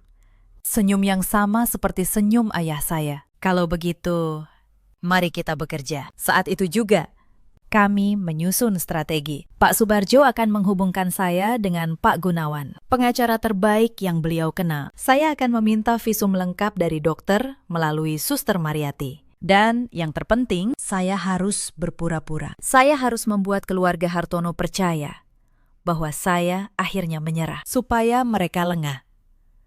Supaya mereka terus menunjukkan wajah asli mereka tanpa curiga. Itu adalah peran tersulit yang pernah saya mainkan. Menjadi perempuan yang kalah, padahal di dalam dada saya sesuatu sedang bangkit. Maka ketika hari itu, saya membuka aplikasi bank dan melihat rekening saya yang sudah dikuras. Saya tidak terkejut. Saya bahkan sudah menduganya. Keesokan harinya, sebelum mereka datang lagi, saya membuka aplikasi bank di ponsel saya dan jantung saya mencelos. Rekening tabungan saya, hasil 7 tahun bekerja, sudah dikuras hampir habis. Tersisa beberapa ratus ribu rupiah saja. Transfer terakhir dilakukan 2 hari lalu ke rekening atas nama Reza Hartono, suami saya. Dia tahu nomor PIN saya. Dan dia menggunakannya saat saya tergeletak di lantai dengan kaki patah. Dulu, penemuan seperti ini akan menghancurkan saya. Saya akan menangis, memohon, bertanya kenapa. Tetapi pagi itu, saya hanya menatap layar ponsel dengan tenang dan mencatat satu hal di kepala saya. Bukti. Satu lagi bukti. Saya memotret seluruh riwayat transaksi itu. Lalu, saya mengirimnya ke Pak Subarjo dan ke seorang pengacara yang beliau rekomendasikan, Pak Gunawan. Siang harinya, Wulan datang sendirian. Dia menutup pintu kamar. Senyum manisnya hilang. Dengar ya, Anin, katanya. Suaranya rendah dan tajam. Aku tahu kamu belum tanda tangan surat itu. Jangan macam-macam, kamu cuma menantu. Kamu tidak punya apa-apa di keluarga ini. Kalau kamu berani melawan Mama, kamu akan keluar dari rumah ini tanpa selembar baju pun. Saya menatapnya dengan tenang. Begitu, ya. Jangan sok tenang. Wulan mencondongkan tubuhnya. Tanda tangani surat itu besok. Atau aku yang akan urus tanda tanganmu sendiri. Kamu tahu kan? Di keluarga ini, apa yang Mama mau? Mama dapat. Ancaman pemalsuan tanda tangan diucapkan dengan begitu enteng, tanpa dia sadari. Ponsel saya tergeletak di selimut, merekam setiap kata. Saya hanya tersenyum tipis. Terima kasih sudah datang. Wulan. Dia pergi dengan wajah penuh kemenangan. Dia pikir dia sudah menakuti saya. Dia tidak tahu bahwa dia baru saja memberikan satu bukti lagi ke dalam keranjang yang sedang saya isi pelan-pelan sebelum cara kotor itu. Mereka mencoba cara halus terlebih dahulu. Mereka mengirim Reza. Malam itu, suami saya datang sendirian ke kamar rumah sakit. Dia membawa sekeranjang buah, sesuatu yang tidak pernah dia lakukan selama 7 tahun. Dia menarik kursi, duduk di samping ranjang saya, dan untuk pertama kalinya dalam waktu yang lama, suaranya terdengar lembut. Anin, katanya. Maafkan aku. Aku tahu Mama keterlaluan. Aku akan bicara dengannya. Tapi tolong, jangan buat ini jadi besar. Kita keluarga. Tanda tangani saja surat itu. Dan semua akan kembali baik. Aku janji dulu. Kalimat seperti ini akan membuat saya luluh seketika. Saya akan memaafkan, menangis di pelukannya, dan kembali ke dalam siklus yang sama. Tetapi malam itu, saya menatap wajahnya dengan jernih, dan saya melihat kebohongan di matanya. Sejelas saya melihat gips di kaki saya. Jah, kata saya pelan. Kamu menguras rekeningku saat aku tergeletak di lantai dengan kaki patah. Lalu sekarang kamu bawa buah dan minta aku tanda tangan. Menurutmu aku sebodoh itu? Senyumnya membeku. Topeng lembut itu retak, dan dari balik retakan itu muncul wajah yang sesungguhnya. Jangan keras kepala, desisnya. Suaranya berubah dingin. Kamu tidak punya apa-apa. Amin. Tidak punya keluarga yang kuat, tidak punya uang lagi. Kalau kamu melawan keluarga ini, kamu akan kalah. Dan kamu akan keluar tanpa apa-apa. Saya hanya tersenyum. Karena dia salah tentang satu hal. Saya punya keluarga. Ayah saya, bahkan dari alam lain, ternyata jauh lebih kuat daripada seluruh keluarga Hartono. Pulang saja, Zah, kata saya. Bawa buahmu. Dia pergi dengan rahang mengeras. Dan keesokan harinya, mereka memilih cara yang lebih kotor. Bu Sukarni sendiri pun datang sekali, 2 hari setelah itu. Tanpa Wulan. Tanpa Reza. Dia duduk di kursi samping ranjang saya, dan untuk pertama kalinya, suaranya terdengar pelan. Hampir lembut. Anin, katanya. Ibu mungkin terlalu keras selama ini. Ibu juga manusia, bisa salah. Tapi kamu harus mengerti. Ibu cuma ingin menjaga keluarga ini. Kalau kamu tanda tangani surat itu, ibu janji semuanya akan berbeda. Kamu akan ibu anggap anak sendiri. Saya menatapnya. Perempuan yang 3 hari lalu mematahkan kaki saya dengan gilingan kayu, sekarang menyebut saya anak. Di dalam hati, saya merasa jijik. Tetapi di wajah saya memasang ekspresi ragu. Seperti yang sudah saya rencanakan. Saya perlu waktu. Bu, kata saya. Sengaja membuat suara saya terdengar lemah. Mata Bu Sukarni berbinar. Dia pikir saya mulai goyah. Bagus. Pikirkan baik-baik. Tanda tangani secepatnya, ya. Demi keluarga, dia bahkan mengelus rambut saya sebelum pergi. Sentuhan yang membuat kulit saya merinding. Tetapi saya membiarkannya. Karena setiap menit dia merasa menang. Adalah setiap menit dia semakin lengah. Begitu pintu tertutup, saya menghapus sentuhan itu dari rambut saya. Lalu, saya mengirim pesan ke Pak Gunawan. Mereka semakin percaya saya akan menyerah. Dokumen kita sudah lengkap. Balasannya, sudah. Bu, kita tinggal menunggu mereka melakukan satu kesalahan di depan saksi. Dan mereka pasti akan melakukannya. Pak Gunawan benar. Karena 2 hari kemudian, keluarga Hartono melakukan kesalahan terbesar mereka. Mereka memilih cara yang lebih kotor. Tetapi keluarga Hartono tidak menyerah dengan mudah. Ketika tanda tangan tak kunjung mereka dapatkan, mereka memilih cara lain. Cara yang lebih kotor. Sore itu, Suster Mariati masuk ke kamar saya dengan wajah cemas. Bu Anin, katanya cepat.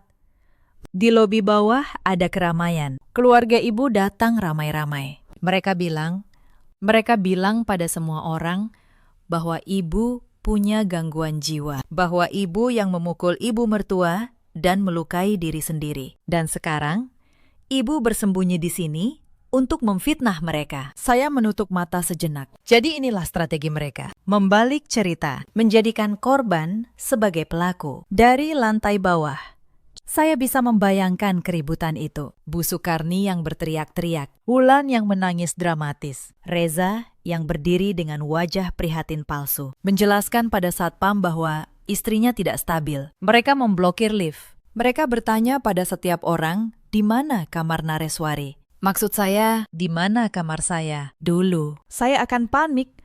Saya akan turun, menangis.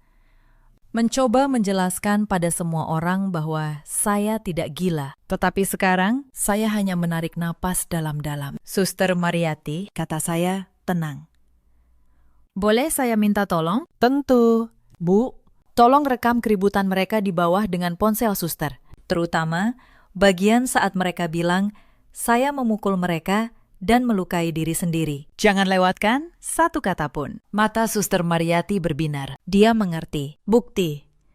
Dan tolong sampaikan pada pihak rumah sakit. Mereka tidak perlu ikut campur. Biar polisi yang menangani. Saya yang akan menelpon polisi. Saya mengambil ponsel saya dan mengirim satu pesan ke Pak Gunawan, pengacara saya. Keluarga Hartono membuat keributan di rumah sakit, memfitnah saya, gangguan jiwa. Saya panggil polisi. Kita lanjut ke langkah berikutnya. Balasannya datang cepat. Dimengerti, Bu. Semua dokumen sudah siap. Visum, rekaman, riwayat transfer, dan wasiat. Tinggal menunggu waktu Ibu. Setengah jam kemudian, saya mendengar sirine polisi di bawah. 20 menit kemudian, suasana kembali tenang. Suster Mariati kembali dengan napas tersengal, tapi matanya bersinar. Dia menunjukkan ponselnya. Saya rekam semuanya. Bu, ibu mertua Ibu mengatakan hal-hal yang paling mengerikan. Bahkan saat polisi datang, dia tetap berteriak bahwa Ibu yang memukulnya. Semua terekam. Saya mengangguk pelan. Keranjang bukti saya akhirnya sudah penuh. Tetapi mereka mencoba satu kartu terakhir. Keesokan paginya, seorang pria berjas masuk ke kamar saya. Dia memperkenalkan diri sebagai pengacara keluarga Hartono. Ibu Anindya, katanya.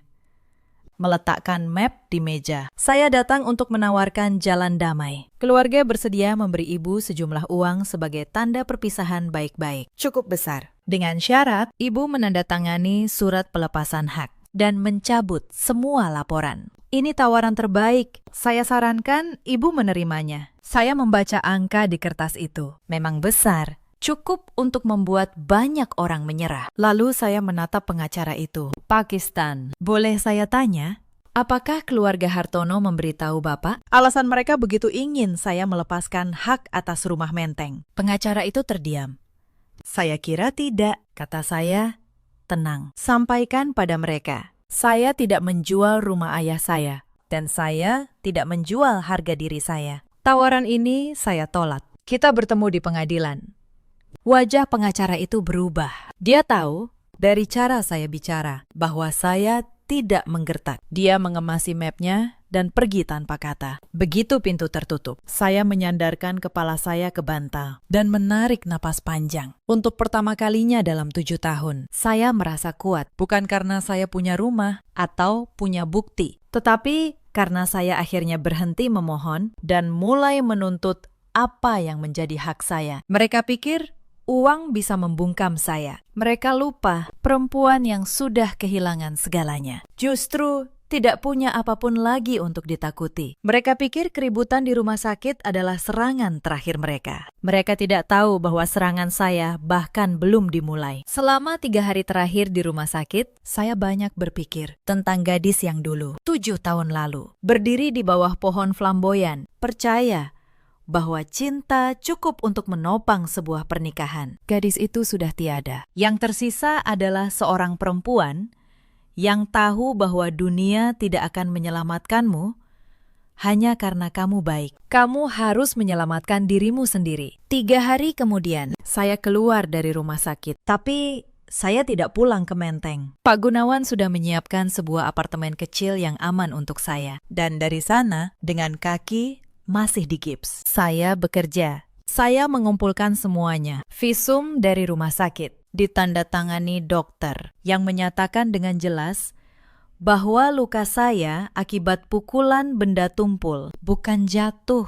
Rekaman ancaman Wulan, rekaman keributan dan fitnah Durister Mariati, riwayat transfer Reza yang menguras rekening saya, dan yang paling penting, wasiat ayah saya beserta sertifikat asli rumah Menteng yang sudah dilegalisasi ulang oleh Pak Subarjo. Lalu, saya mengajukan 2 hal sekaligus. Yang pertama, laporan pidana atas penganiayaan, pencurian dalam rumah tangga, dan percobaan pemalsuan dokumen. Yang kedua, gugatan perdata untuk pengembalian rumah Menteng kepada saya sebagai pemilik sah berdasarkan wasiat. Roda mulai berputar, dan kali ini bukan saya yang ada di bawahnya. Mereka baru benar-benar menyadari situasinya saat surat panggilan pengadilan tiba di rumah Menteng. Saya tahu persis momen itu, karena Reza menelpon saya berkali-kali malam itu. Saya tidak mengangkatnya. Akhirnya saya membalas dengan satu pesan singkat. Bicara lewat pengacara saya. Persidangan berlangsung beberapa minggu kemudian. Saya datang dengan kursi roda, didampingi Pak Gunawan. Di seberang ruangan, duduk keluarga Hartono. Bu Sukarni dengan wajah pucat. Reza yang tidak berani menatap saya. Wulan yang menggigit bibirnya. Ketika bukti-bukti dibacakan satu persatu, suasana ruang sidang berubah. Visum dibacakan. Rekaman diputar. Suara Wulan yang mengancam akan memalsukan tanda tangan saya menggema di ruangan. Suara Bu Sukarni yang berteriak menuduh saya gila. Padahal sudah ada polisi. Terdengar jelas. Wajah-wajah hakim mengeras. Pak Gunawan memulai dengan rekaman dari Suster Mariati. Suara Bu Sukarni memenuhi ruang sidang. Teriakannya di lobi rumah sakit. Menuduh saya gila. Menuduh saya memukul dirinya sendiri. Bahkan setelah polisi datang, setiap orang di ruangan itu mendengar bagaimana seorang perempuan tua berteriak penuh kebencian. Kuasa hukum keluarga Hartono mencoba menyela. Yang mulia, rekaman ini bisa direkayasa. Bisa? Jawab Pak Gunawan tenang. Tetapi visum dari rumah sakit tidak bisa direkayasa, Yang mulia. Dokter yang memeriksa klien saya menyatakan dengan tegas, patah tulang di 2 titik akibat benturan benda tumpul dengan tenaga besar, bukan akibat jatuh. Mari kita panggil dokter itu sebagai saksi. Dokter naik ke kursi saksi. Dia menjelaskan dengan bahasa medis yang dingin dan jelas bahwa luka seperti milik saya tidak mungkin terjadi karena terjatuh di tangga. Pola retaknya, kata beliau, khas pukulan benda keras yang berulang. Wajah Bu Sukarni semakin pucat. Lalu Pak Gunawan memutar rekaman kedua. Suara Wulan. Tanda tangani surat itu besok. Atau aku yang akan urus tanda tanganmu sendiri. Seluruh ruangan menoleh ke arah Wulan. Adik ipar saya itu menunduk. Wajahnya merah padam. Ancaman pemalsuan tanda tangan terekam jelas. Terdengar oleh hakim. Kemudian riwayat transaksi bank ditampilkan. Bagaimana rekening saya dikuras hampir habis. Dipindahkan ke rekening Reza. Tepat di hari-hari saya tergeletak tak berdaya. Reza menundukkan kepalanya semakin dalam. Satu persatu, kebohongan yang mereka bangun selama bertahun-tahun runtuh di hadapan hukum. Dan mereka tidak punya apapun untuk membantah. Karena kebenaran, ketika disusun dengan rapi, tidak butuh teriakan. Ia hanya perlu didengar. Baru setelah semua itu, Pak Gunawan berdiri dan menyerahkan dokumen terakhir. Sertifikat asli rumah Menteng dan wasiat almarhum ayah saya. Yang mulia, kata Pak Gunawan, tenang. Selama bertahun-tahun, keluarga Hartono menempati rumah yang secara hukum bukan lagi milik mereka. Rumah ini menjadi jaminan utang yang tidak pernah dilunasi kepada almarhum Pak Maheswara dan telah diwariskan secara sah kepada klien saya, Ibu Anindya. Inilah alasan sebenarnya mengapa mereka begitu putus asa memaksa klien saya menandatangani surat pelepasan hak, bahkan saat ia terbaring dengan tulang yang patah. Ruangan terdiam total. Hakim membaca wasiat itu pelan-pelan di hadapan seluruh ruangan. Bagaimana almarhum Pak Maheswara, ayah saya, pernah meminjamkan dana besar kepada Pak Hartono di saat bisnis keluarga itu hampir runtuh. Bagaimana sertifikat rumah Menteng diserahkan sebagai jaminan sah, hitam di atas putih, melalui notaris Pak Subarjo. Bagaimana utang itu tidak pernah dilunasi sampai Pak Hartono wafat? Dan bagaimana ayah saya, alih-alih menyita rumah itu seperti yang berhak dia lakukan, memilih diam dan mewariskannya pada putrinya sendiri dengan satu pesan, berikan saat dia siap berdiri. Ruang sidang sunyi, bahkan kuasa hukum keluarga Hartono tidak punya kata. Saya melihat wajah Bu Sukarni. Untuk pertama kalinya dalam 7 tahun, punggungnya yang selalu tegak itu runtuh. Dia mengerti semua yang mereka sembunyikan, semua yang mereka rampas, akhirnya terungkap di hadapan hukum. Reza menoleh ke arah saya. Matanya memohon, mulutnya bergerak membentuk kata maaf. Saya menatapnya balik, tenang, tanpa benci, tanpa apapun. Karena pria di hadapan saya itu sudah lama mati. Di malam saya tergeletak di lantai dapur dan dia melangkah melewati saya sambil membersihkan tangannya. Putusan pengadilan jatuh beberapa minggu kemudian. Bu Sukarni dinyatakan bersalah atas penganiayaan berat. Reza terbukti melakukan pencurian dalam rumah tangga. Wulan dijerat atas percobaan pemalsuan dan pengancaman. Dan rumah Menteng secara resmi dikembalikan kepada saya. Pengadilan memerintahkan keluarga Hartono mengosongkan rumah dalam waktu yang ditentukan. Roda kehidupan ternyata memang selalu berputar. Hari ketika rumah Menteng dikosongkan, saya datang.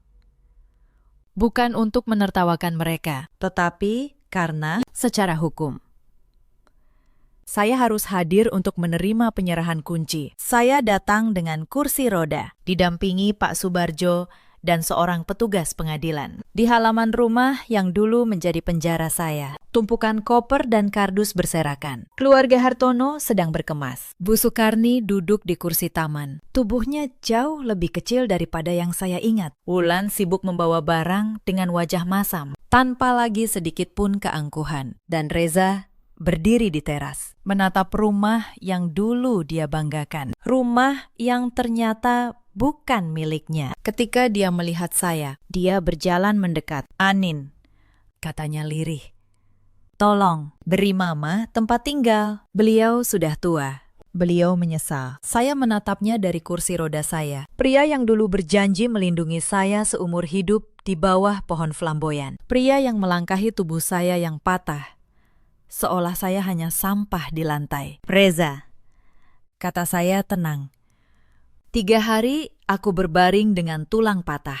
Aku memohon padamu. Aku memegang ujung celanamu. Dan kamu bilang, aku tidak akan mati. Sekarang, giliranmu yang memohon.